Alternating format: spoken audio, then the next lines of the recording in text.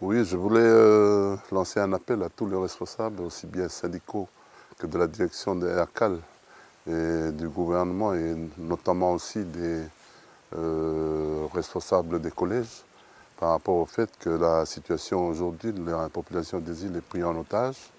Et donc il faut absolument qu'on puisse lever un peu la grève, le temps de faire venir les jeunes là où ils doivent rentrer à l'école. Et après reprendre la grève après, s'il faut, si on n'a pas réussi à s'entendre sur les problématiques qui sont posées par les syndicats. J'ai engagé la province des îles à trouver des solutions, à aider à trouver des solutions. Et donc je pense qu'aujourd'hui, il y a plusieurs possibilités qu'il faut maintenant travailler ensemble encore, mais sans des piquets de grève. Et donc, voilà, je fais appel aujourd'hui à 42 jeunes du Nord qui est bloqué ici et qui doivent partir sur le Nord pour la rentrée scolaire.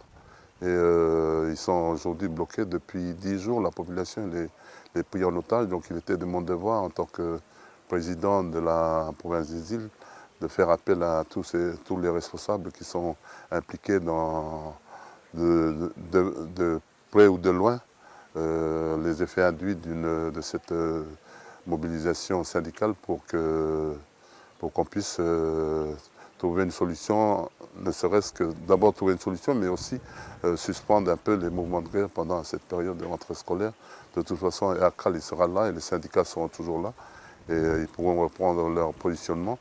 Mais en tout cas, je voulais aussi dire que j'ai demandé au cabinet du membre du gouvernement chargé du transport de regarder sur le plan juridique comment on peut imaginer de mettre en place une AG de Air Calédonie pour qu'on puisse voir comment il faut pour résoudre aujourd'hui s'il y a un blocage, il faut que la Nouvelle-Calédonie, en tout cas le conseil d'administration de Air Calédonie et notamment l'Assemblée générale, doit plus reprendre en main les choses pour essayer de résoudre.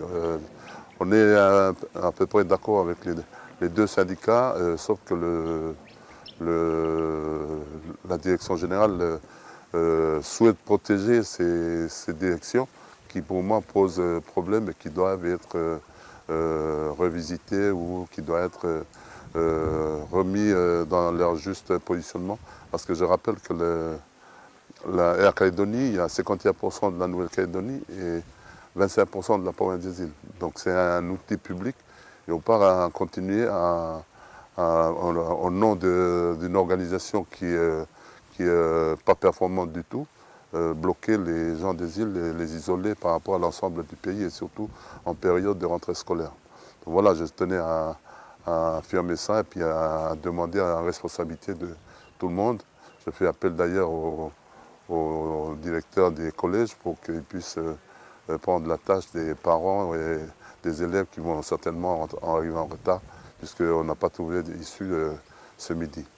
Je reste à la disposition du gouvernement parce que j'ai cru comprendre que le président du gouvernement a aussi sollicité la suspension de quelques jours de la grève et puis je reste à leur disposition pour voir comment on peut résoudre ce problème. En tout cas, il y a des réformes à faire, il y a des choses à corriger. Il faut qu'on s'engage, même sur un moyen terme, à restructurer la Calédonie.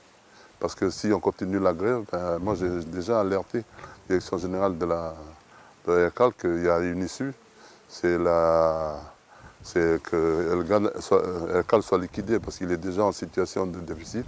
Et là, ça va approfondir encore le déficit. Donc, arrive à un moment donné, il va falloir trouver une solution. Je dis ça parce qu'il ne faut pas que les syndicats et les directions perdent ça de vue. Là, il y a déjà presque 2 milliards en l'espace de 15 jours qui n'est pas rentré. Donc, c'est absolument grave, et pour la société, et pour les pouvoirs publics, et surtout pour la population des îles. Ah, merci.